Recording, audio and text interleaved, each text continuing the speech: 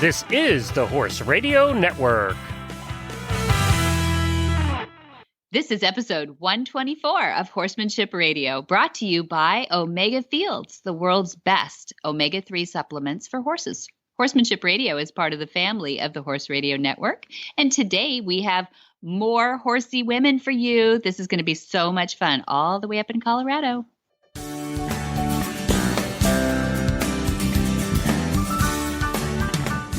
This is Debbie Laux, and you're listening to the Horsemanship Radio. Thank you for joining us. Horsemanship Radio airs on the 1st and the 15th of the month, and I have my faithful producer, Jen. How are you, Jen? I'm faithful now. Yes, I am. I'm great. Yes. How are you doing? I'm good. Yes, you're always at the other end. You know, I get there, I count down my last 5 minutes before I got to jump on this microphone, and I always know you're going to be at the other end. It's really nice. Oh, thank you. That's so sweet. Today, we get to hear from a couple of wranglers, but actually, one is a wrangler and one was, a photo editor for Glamour magazine in Condé Nast. No, that doesn't fit, right? That really? Fit. Exactly. I mean, from that too, but wait till you hear her story. And I think there'll be some people who will be listening who might actually relate to this. They might be listening to this episode thinking, nah, I could never do that. I'm sitting in a cubicle somewhere, or I'm, building somebody else's dream business or something, and thinking, well, maybe I could take that first step. And for her, that was a sabbatical. Yeah, and I think then... you're right. The first step. Mm-hmm. That's right. It's the hardest one, the first one. Mm-hmm. There you go. Oh, that's so awesome. I can't wait to hear it because you recorded these all on your own. That's right. And with my little telephone. That's right. On your little telephone. Mm-hmm. So I can't wait to hear them. And we're going to do that right after we hear from our good friends at Omega Fields. Hi, Joe Camp here to share about Omega Fields.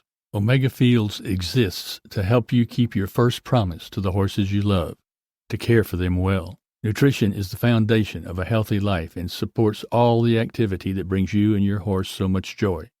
Omega-3s from flax are the cornerstone of that foundation. So, coupled with the finest ingredients in their proprietary Pure Glean flax stabilization process, they created Omega Horse Complete, Omega Nibblers, low sugar and starch, Omega Antioxidant, and Proventum Probiotic soft treats.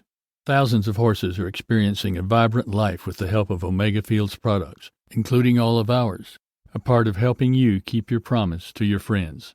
Nutrition for a healthy life isn't just their slogan. It's their purpose.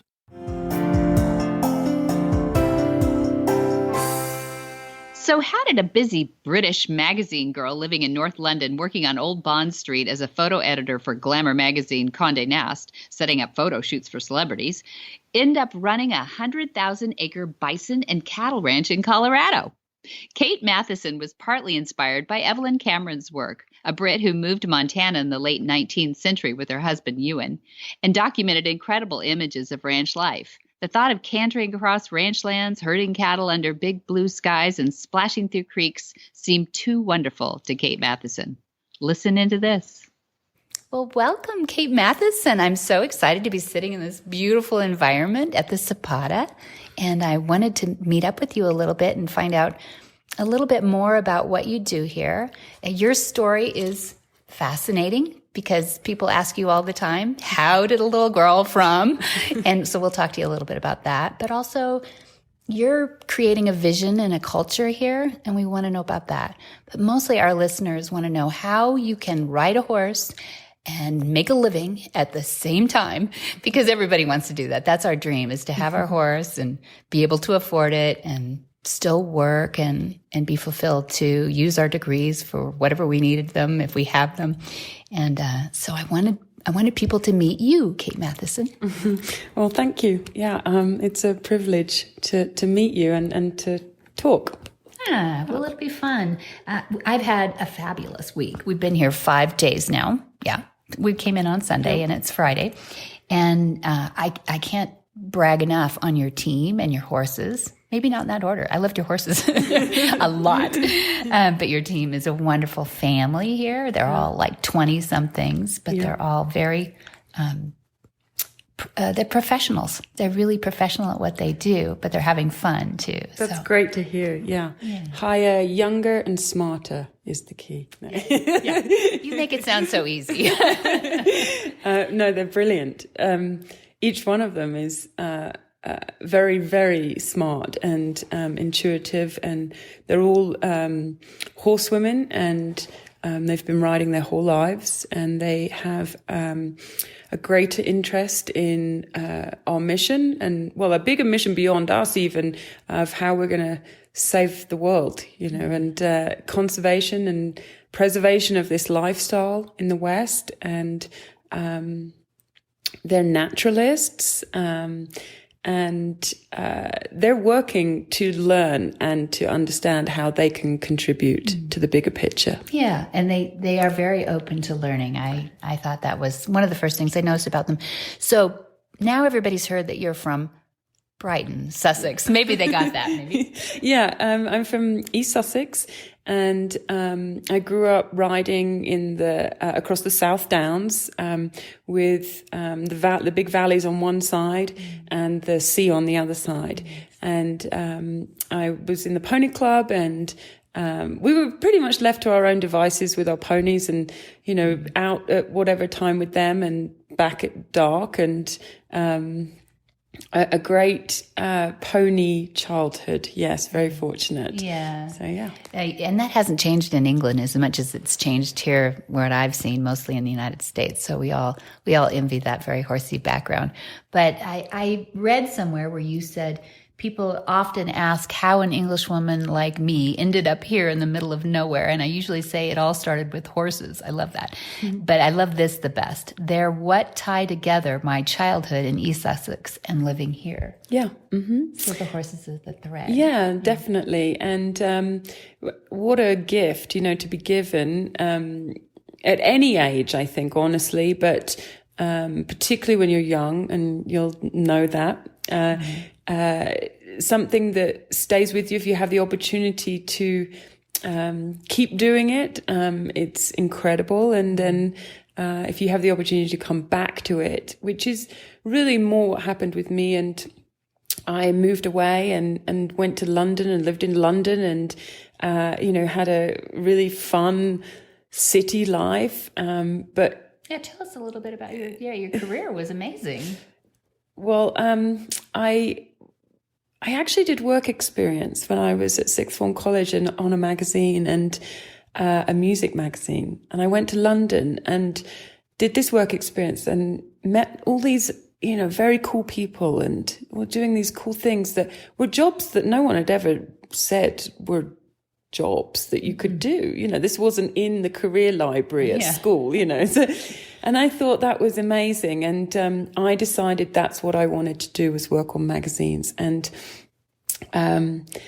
interested in the arts and photography. And so photography was the path that I took with that, and became a photo editor, and ended up working on a number of different women's lifestyle and fashion magazines, and working on creative projects, and working with some amazing teams, and putting teams together, and just a great time. And it never, in the back of my mind or my consciousness, was always the countryside and horses. It was something that I just sort of shoved to one side, because I didn't really understand how I could possibly live and work in the countryside what career was there going to be for me, really?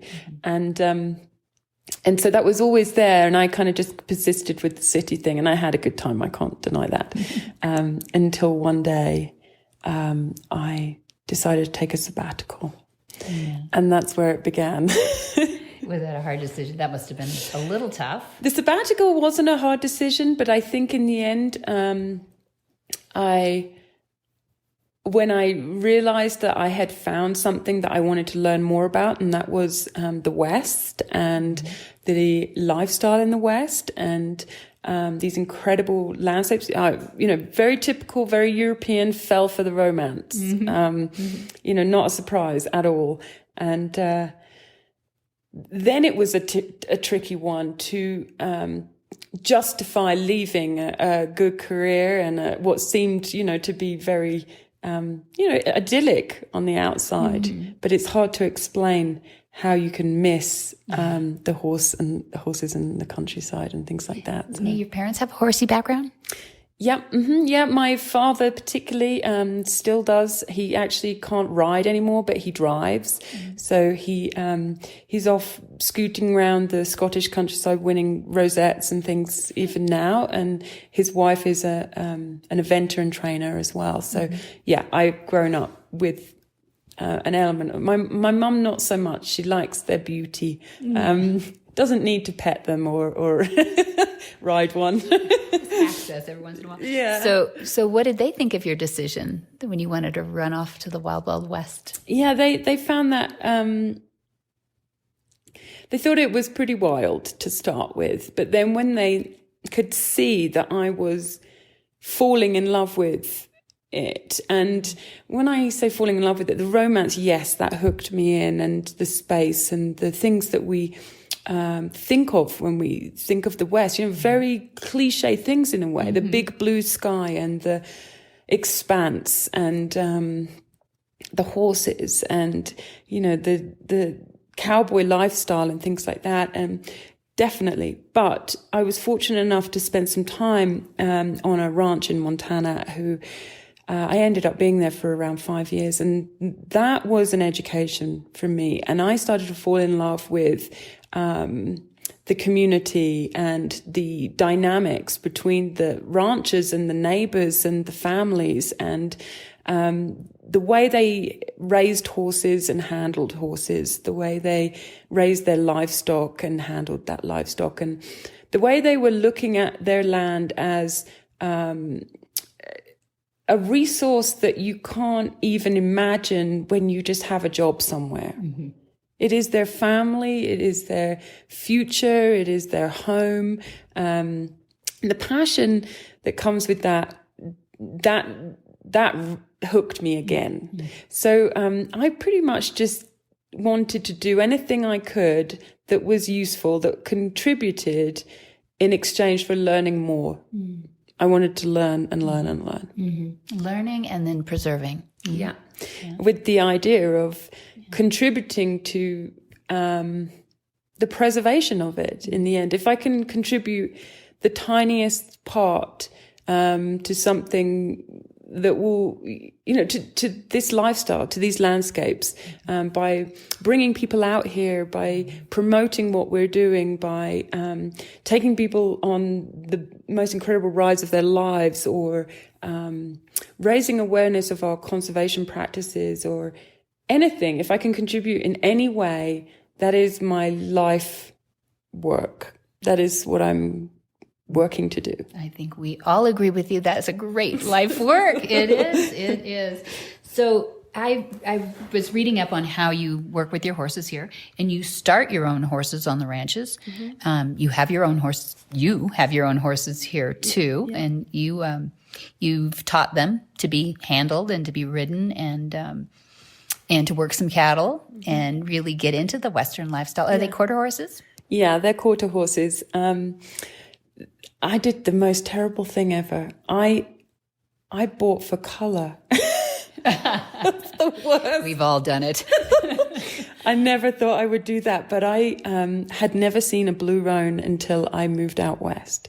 I'd never seen one in England. And so when I saw one for the first time, it was literally love at first sight. And so I ended up buying a blue roan and her half sister. I was only meant to have one, but whoops. Potato chips. You can't just have one. But they both arrived, and I was going to keep both of them. So her and her half sister. So yeah, that actually has been a wonderful experience too, because I have started a horse in England when I was younger, in my teens, and I'd started a bunch of horses on the ranch in Montana, where I lived prior to here at Zapata. And I have used that education and meeting just, you get to, if you're lucky enough, you get to ride with someone great now and then, or meet someone with a word of wisdom here and there, and you gather it all up and you try and put it into your one project, and can't say that they're perfect, but they're certainly usable out here on the ranch. So that's They're great. Lovely. I got to, tell me about your experience with Shiner, your blue roan. Yeah. So this morning, how lucky, I feel just totally grateful that you took me out there and we went in the round pen and you showed us Join Up. And Shiner, she's kind of got a wild, I ride her, she's a fantastic ride, but she has a wild side and she doesn't like to admit she is in anyone's gang, know. So to do Join Up with her was really a privilege, and for her to actually kind of follow me and, to complete that exercise with you was wonderful. And, she was just stood there and wanted to join in our conversation at the end, didn't she? She was being quite sweet, which is, not really a word we describe her Yeah, with. you told me that as we walked into the round pen. Yeah. Somebody said, "Oh, isn't she cute or sweet?" Or Yeah, is she cute? I'm like, I don't know that anyone's ever described her as cute. You did that Join Up all on your own. I really literally just got to explain what those gestures were. Well, it was great. I translated Thank you. for her is what I was doing. Yeah, that was brilliant. Thank you very much. No, you're very good at it, and I'm glad you're good around horses because you made that easy, and it was wonderful to watch. Well, that's cool. I'm proud of you on that. I also read, I'll do some more reading here for you, that you used to hate dressage as a teen inventor. So you're talking about working with your horses as a teenager, but you've grown to really appreciate it with the Western riding, because where every movement relates to something practical, like working livestock or opening gates. Yeah. I thought that was brilliant. Tell me about that. Why didn't someone mention that earlier, Because then there's a number of things, aren't there? When you're younger, you think, oh, I'm never going to use that ever again. And then 20 years down the line, you're like, oh, hang on a minute. Let's recall that. But yeah, I loved eventing. I loved show jumping, and I loved cross country, and I didn't love dressage. And I felt I didn't have the patience. I didn't have the technical skills. It was a challenge for me. And we'd rush through our dressage test if we even barely remembered it. And just to get to the show jumping and the cross country element, that was it. And then years later, you're doing or teaching your horse side passes to a gate, to open a gate, or you're teaching it side passes so you can work a cow, and backing up and 180s and all this other cool stuff. I don't know, maybe just in the Western way it's cooler. It seems a bit more cool, I don't know. But it's the same principles. Right. It's the technically, this being supple and the flexibility and understanding how your horse moves. Mm-hmm. And I think for me, a lot of that clicked, honestly, when I was about 27, 28, as opposed to when I was actually practicing dressage at, 15, 16, 17, those ages. And so, that was a big eye-opener. That was great. Yeah. I actually really appreciate it now. What I like about that is that it shows that horses are horses and they're practical elements in everything that we should know about horses, right? Yeah. And we kind of lose the plot a little bit when we get into our, I have to do my, this XYZ in this order and training. And here's a word of warning on Join Up. Same kind of thing. People get a little mechanical with it sometimes. Mm-hmm. Don't forget you're having a conversation with your horse too. Yeah. So you can look for those signs. Remember, we talked about the 4 signs. So you're looking for that ear usually first, and then maybe some licking and chewing as their adrenaline drops when they get into that communication. Mm-hmm. Then you're looking for that head dropping and a little more relaxation in that whole gestural thing. Yeah. Sometimes that nose will go. Hers didn't go that low today. I was really looking for that. You'll have to work on that with her. Mm-hmm. But they'll be bobbing along the soil. Sometimes they head that low. So it's very purposeful. Yeah. And then that smaller circle. Yeah, and the lean in, And then she came right to you. It was wonderful. Yeah. But, always treat that. You can 6, 7, 8 times and you're done.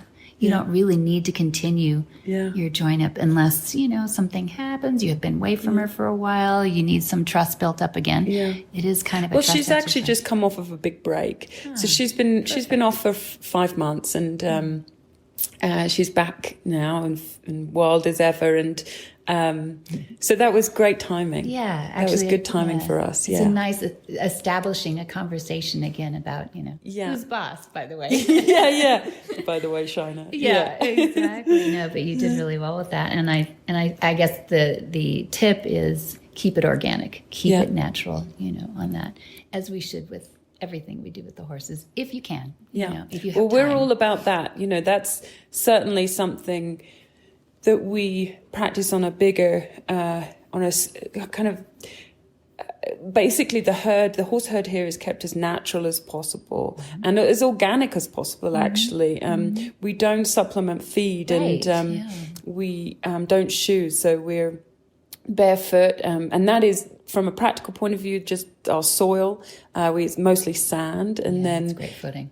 from the keeping them all in one herd together is as natural as possible, and planning their feed through holistic management of grasslands, preparing them for a year's worth of, and beyond, honestly, of feed. So, that fits in. It does. It really does. It is amazing. So you bring the horses in the morning as a group from the pastures. They are on these beautiful pastures. Do you put plants in there to make sure? No, it's what grows naturally Native, here. yeah. It's native.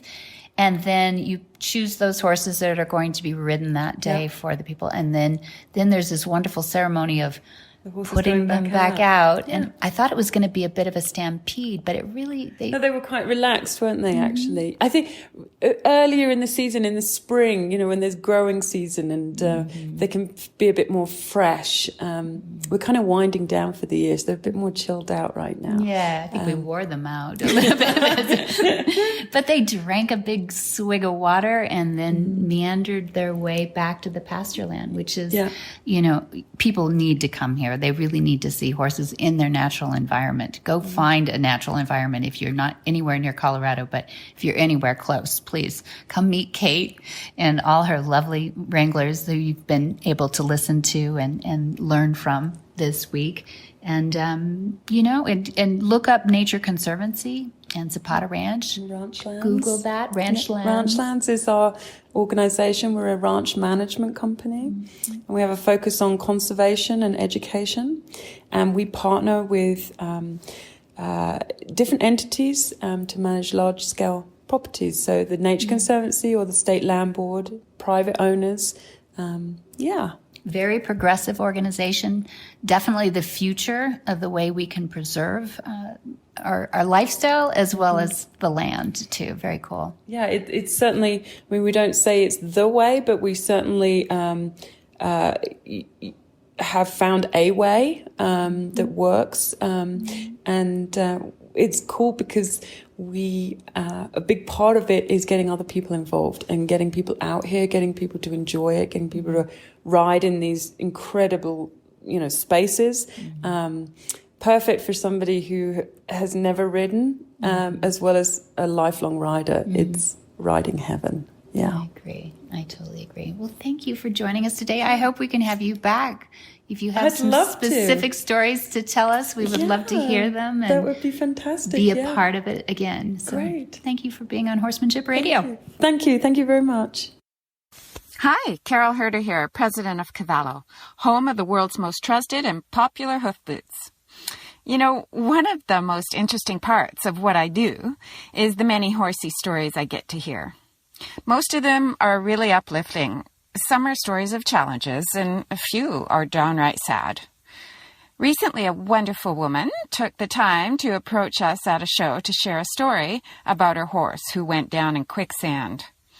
It started out as a really scary story. We were holding our breaths, waiting for the outcome, and it turned out wonderful. They winched the horse out relatively unscathed, albeit, a little traumatized, and everyone standing around were super amazed that he still had his Cavallo hoof boots on. Scary story with a good ending. Another testament to Cavallo. If you don't have a pair for your horse, it's time. Cavallos are easy to put on, easy to take off when you want to take them off, and they stay on. They stay on in all terrain. Cavallo, the world's most trusted hoof boots. Anna Lopinto has worked seasonally at ranches in the American West since 2011. She is currently a wrangler at the Ranchlands Zapata Ranch in Colorado, and when not working on ranches, Anna resides in Nashville, Tennessee, with her musician husband and their horse. Well, welcome, Anna Lopinto. Thank you for agreeing to have this interview and take away a little bit of time that you have here at Zapata. You're a wrangler or you're an intern? I'm one of the wranglers here for the season, so I'm here for 6 months at Zapata. That's status around here. Interns do everything, but wranglers do work really, really hard, and they're really great with all the horses. So how did you find Zapata? So I've worked at a couple different guest ranches out west, up in Montana and in DuBois, Wyoming, and in the Bighorn Mountains. And I was looking for a place that kind of married between the guest ranch experience, but also a working ranch. And Zapata fit the bill for that because, of course, they have a guest program, but it's very much, I think, pretty authentic program here. And you have an opportunity to actually work cattle. And I think a lot of people that come here are more interested in the education side of things and really riding and doing more authentic ranch work. Mm-hmm. So the education part is not just about the natural preservation of the land. It really is about the riding and the natural cattle that you have here, the bison you have here. More of that? They're interested in that. Yeah, absolutely. I think both things. I think we get a lot of different kinds of people. We have people who are really curious about the Nature Conservancy and kind of our efforts here with the bison and the different programs we offer. But I also think you do get guests here who want a little bit more of an authentic experience and opportunity to not just work cattle for a purpose and know why we're doing it and what kind of methods work. And it's honestly a really good opportunity for somebody like me who hasn't grown up in that kind of environment and did not grow up around horses until I was old enough to clean stalls in exchange for riding them. And this is a really great way for us to get more exposed to it as well. Mm-hmm. Yeah. So you grew up in Minnesota, though. That's a long way from Colorado. Yeah. I grew up in Minnesota, the youngest of 8, and I always loved horses and had an affinity for horses. Nobody in my family rides. But I remember ever since I was little, I wanted to come out west and, be a cowgirl. So once I got old enough to pick up poop and clean out stalls, right around 10, I started cleaning 14 stalls in exchange for riding lessons at a barrel racing facility. Good for you. Yeah, it was hard work. Yeah, so it was good. I love those. So do you have the horse DNA? Well, I think I must have. I sure hope so that there's a reason. Yeah. So your first competitions were barrel racing? Exactly, yes. Barrel racing and pole bending. And we had a whole group of us. We were the Sundance Cowboy Girls, and we would have our outfits and host little rodeos at the stables and then have matching costumes and outfits and go ride together at shows. So it was a lot of fun. That does sound fun. Yeah. So did you always get to stay in the horses, or did you go to, does school side rail you at all, or have you been with horses straight through? Well, how old are you now? I'm 20, just turned 28. There you go. Yeah. So you're just in your 20s. Yeah. So, I kept riding through college. I think that it introduced me to some other kinds of riding. So, I took some hunter jumper lessons. I took some dressage lessons, which was a little tough with my barrel racing form. I learned a lot from that. And then through college and after college, I would work seasonally at guest ranches out west. Mm-hmm. And that's really where, I would see these cowboys who were such good horsemen and these cowgirls, and I wanted to know more what they were doing. And it sort of started to change my goals as a rider and kind of open up a whole new door. Do you think it built more relationship with the horse itself? Did you train on horses? Yeah. Yeah, absolutely. I mean, I think previously it was very performance-focused riding, and it was about, how are you going to get around this barrel? How are you going to set up your horse? Let's put a tie down on. Let's grab, let's do a different bit. Let's get you more leverage and all these different tactics to get a performance, exactly what you needed to get like a quicker time. Where when I came out west, I started to see people who, they would do some groundwork with their horses. They would take time to not just be so reactionary, but try to figure out what was going on. And that was really refreshing. So I noticed that a couple of these people I really admire were sort of had some elements that were similar between all of them. That's nice. So are you gravitating now more to the Western or the English, do you think? I would think definitely the Western. I mean, the English is really good for my foundation and my form. For my few music friends back in Nashville, I say that English riding is like classical violin and Western riding is like bluegrass fiddle. There you go. That's but they both help each other. But I think I definitely gravitate more towards the Western riding, and lately more towards functional ranch riding is what I love the most. Interesting. They have now some of these competitions, these classes that are ranch classes. Have you seen those or heard about those? Yeah. I've heard a little bit about those, and that seems really interesting. You'd have to have really good horsemanship and take a lot of time to get there. That would be, maybe 10 years down the road, something I'd work towards. And also the ranch rodeos were an interesting experience to see as well. Yeah. So here at Zapata, do you have a horse that you're assigned, or do you ride lots of different horses? Yeah, so we all have our own horse that we're assigned for the season. Mine is Deline. She's an interesting mare. She's gaited. We think she might be a Rocky Mountain gaited horse, so that's been a new challenge.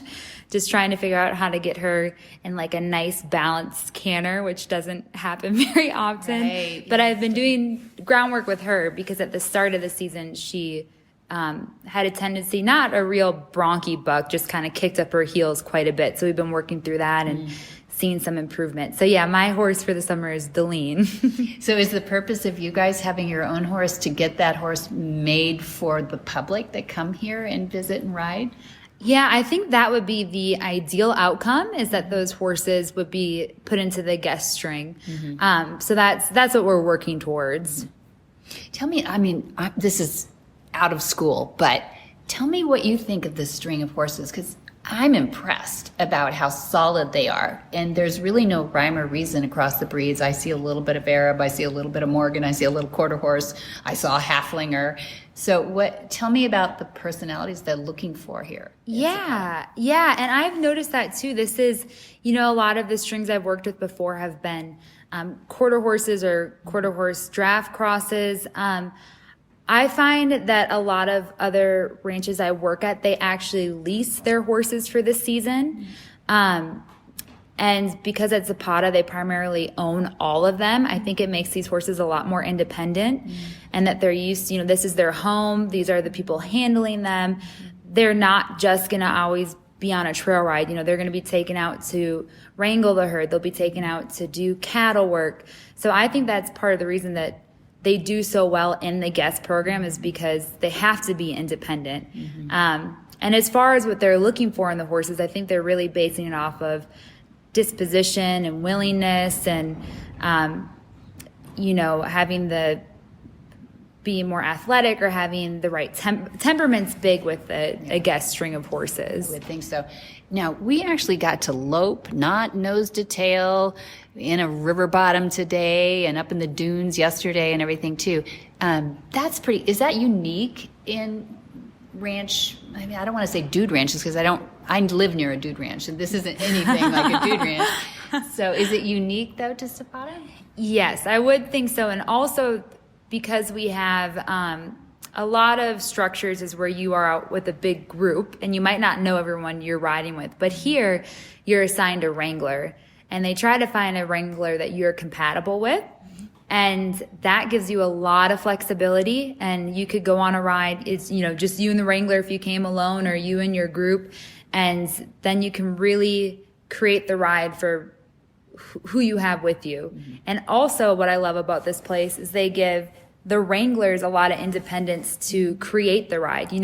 If we're on the Zapata side, we might head out and work the cattle, or we might go over by we have like a small wash canyon and do exercises in there. So it's really customizable. Yeah, it's a beautiful ride. It really is, because you have every environment. Today, I think we went through 4 different environments between the lightning and then the wind. But it was, 5 minutes. It passes, and then you've got this glowy sun that comes out. It's just beautiful here. So do you have to leave, though, because you're married? Yeah. So you actually have to give up camp eventually. So your husband you're both living in Nashville when you're not on the road. Yeah, exactly. Tell me about that. Yeah, so we're based in Nashville, Tennessee. I'm from Minnesota. He's from upstate New York. So we went to Nashville for his music career. And it's hard to be apart, but he is so supportive. And when he goes out on the road, he plays for like an Americana outlaw country artist named Nikki Lane. When he's on the road, I like to come work at a ranch. So, but he never rode before he met me. He had never even camped before. So it's been a fun match, the two of us together. Yeah, that's really nice. It's nice for both of you, I'm sure, exposing him to a new world. So he never grew up around horses at all, upstate New York. No, I mean, he'd seen them, but he never rode one until he was with me. And, when I first met him, he was a bit more timid around them, though maybe he'd protest if he heard me say that. But now, just this last spring here at Ranchlands, they've been really welcoming, letting him come join. They also have that kind of community here. And he came to New Mexico with me, and we helped brand 500 head down there. And the first day, we were camping out. We started work at around 3:30 a.m. and finished at 6:30 p.m. And he loves it now. It's been really wonderful to share that side of me with him and have him be so receptive to it. That's nice. Yeah. That's a wonderful way to grow together, too. Yeah. Do you have a horse in Nashville, too? I do. Yeah, I do. I worked at a ranch up in northern Montana, and I bought a horse from up there. He's an older gentleman. He's about like 17, but you can rope with him. So I've been practicing roping with him. Oh, good. Yeah, so he's back home in Nashville right now, and my husband's also helpful in that regard. He's helping take care of him. Taking care of him when he's in Nashville. Yeah. Who takes care of him when he's not in Nashville? I have another friend, another musician. His name's Solly, and he's leasing him for the season as well. That's nice. So I think a lot of the country people there, they like the opportunity to get on a horse. Yeah, it kind of fits in with their lifestyle as well. Yeah, that's true. That's true. Well, it's been so much fun. I'm so proud of all of you guys that work here too, because you all have your own talents and abilities that are far beyond, somebody who didn't want to go to school or something too. Did you go to school too? Yeah, I did. I actually went to college at Appalachian State University in Boone, North Carolina, and I studied psychology and health education. And listen to that. Yes, but the West keeps pulling me back. It has a tendency to do that. So yeah, and she's sitting here in a Carhartt jacket and a scarf around her neck. She looks as Western as you can be out here in Colorado too. You'd never know she wasn't a native too. But, well, thanks for sharing a little bit with us too, and loves to hear the Horsey Girl stories and how you kept horses in your life throughout those moves and throughout the transitions, and that you always had a goal to get out here and you stuck to it. Yeah, my pleasure. Cool. Yeah, thank you so much. Wonderful talking with you. Bye. Monty Roberts is proud to partner with the Right Horse Initiative, which seeks to help horses in transition by massively increasing horse adoption in the United States. The Right Horse understands that most horses will have multiple owners during their lifetime.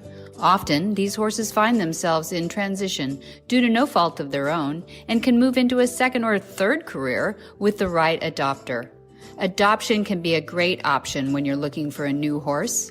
To help you find your perfect right horse, the Right Horse Initiative developed an innovative new website for adoptable horses called My Right Horse. On myrightsthorse.org, you can search hundreds of available horses by breed, discipline, age, and location. It's simple, user-friendly, and of course, mobile-friendly too. With a wide range of adoptable horses from all over the country, myrightsthorse.org can help you find the horse of your dreams. Visit myrightsthorse.org to find your next horse through adoption. Whisper the language of the herd. Listen, you don't have to say a word. It's time for Jamie Jennings to fetch an email from Monty Roberts' inbox and share a morsel of Monty's wisdom in a little segment we like to call Ask Monty. leave this world a better place than mine. The magic in the language of Dear Monty, I have a 12-year-old Arab mare who is riding with gaited horses on our trail ride. What can I do to help her walk with these other horses? She tends to want to trot when she is with them. She's getting better, but I would like some help speeding up the process of getting her to walk with them. Monty's answer. The question is important to more people than one can imagine in many countries all around the world.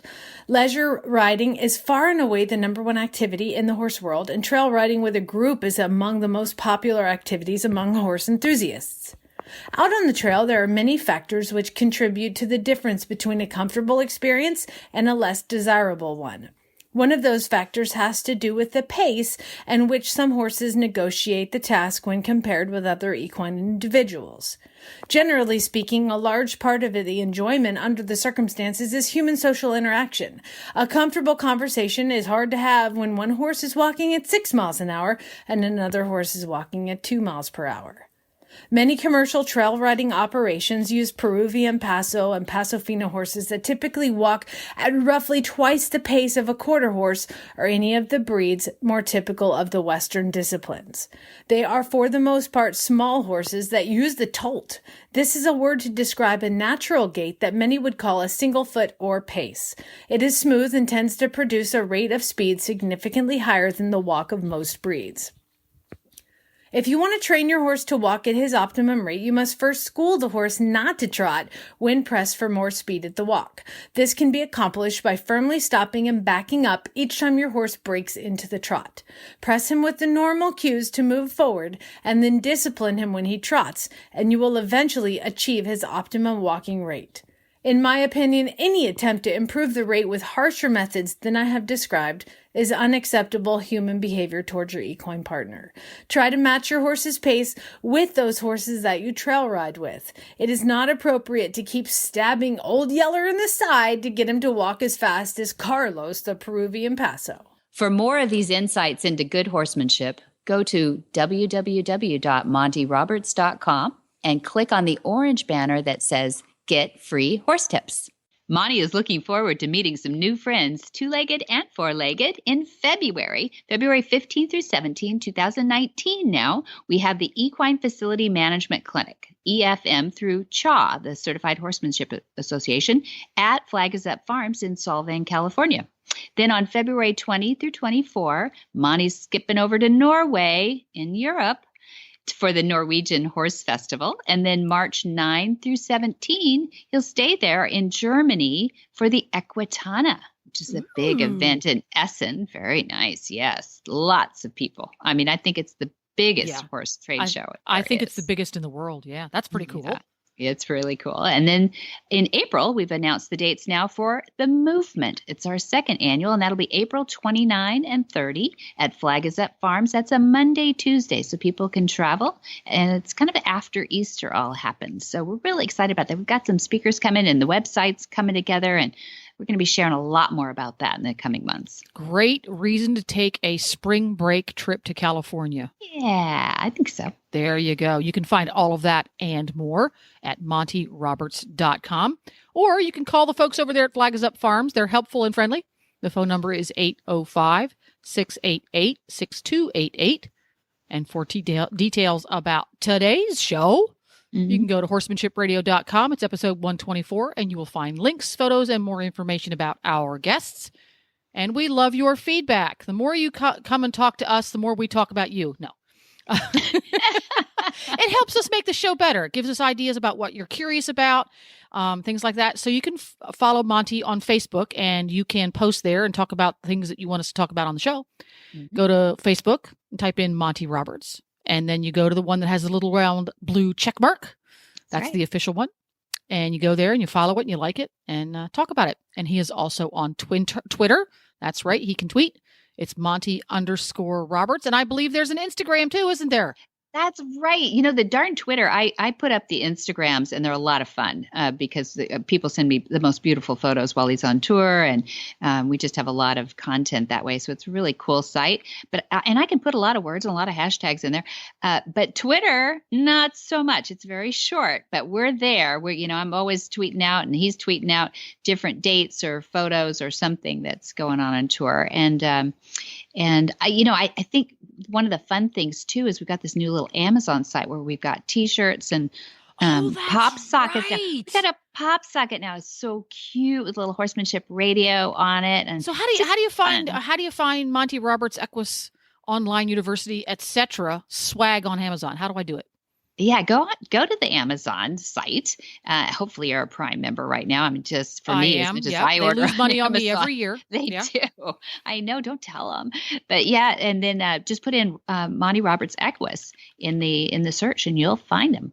They're really cute. And this, there it is.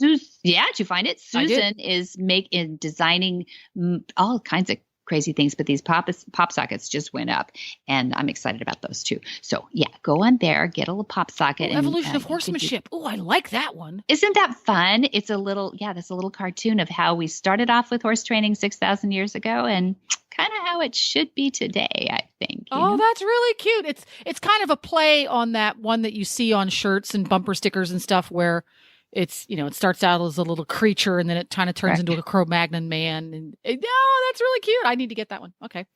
Yeah. People have to go see what you're talking about. That on my list right now. There we go. A little hairy creature to begin with. And we've got a nice, beautiful horse at the very end. Well, there you go. And if you enjoyed this show, you need to listen to lots more shows. Of course you do, because people who listen to podcasts listen to lots of podcasts. That's right. And you can do that by downloading the free Horse Radio Network app for your iPhone or your Android. Just go to Horse Radio Network in your app store, and right there it is. It's free and easy to use. And for your technologically challenged friends. Oh, it must be friends. Yeah, yes, not me. Not me, friends. Grab their phone from their pocket, go to their app store, and download it for them. That is a great idea, Jen. That's a really good idea. That's right. Yeah, that's right. My kids, I'm going to grab their phones. If you let someone listen to a podcast on your phone, they will hear a podcast for an hour. Yeah. If you show them how to do it on their phone, they will listen to podcasts for life. Oh, that should be on a T-shirt too. There we go. That's a lot of words for it. We have to figure out some kind of emoji speak for that. Yeah, infographic. Infographic. Oh, you're good at those. You won an award for it. Yeah, that's right. We did. Many thanks to our sponsors, too. That's Omega Fields, and that's Cavallo Horse and Rider, and MontyRobertsUniversity.com. And don't forget to listen in on that PSA we have going with therighthorse.org. My Right Horse. Warning, Whoops. MyRightHorse.com. When you go there, make sure you have a lot of time because you're shopping for lovely horses who are transitioning into new homes. It's a ton of fun, and there's a lot of adorable ponies on there. You know what I just heard? This is the coolest thing for horses in transition. These are horses that need to be adopted. And there's 1,600 views a day right now. And they really just launched it. Is that cool? It's really cool. And they've got, it's like pinups too. There's some that are really popular and you better go fast. Oh, there's a really adorable leopard Appaloosa. Oh, isn't it cute? Oh, you're looking at it right now. Be careful, Glenn. Oh, look at the pretty paint with the bald face in Colorado. Oh, and there's cool. One that just looks like a doggo. Close the site. And they're all vetted. They're vetted. So this is the real deal. That's right. It's the real deal. And you know what? I'm going to close the show too. That you should be visiting these other great shows on Horse Radio Network too, because we're all concerned for horses. So go to www.horseradionetwork.com. And until next time, Jen, have many happy horse hours. Oh, I will. Now I'm going to go shop.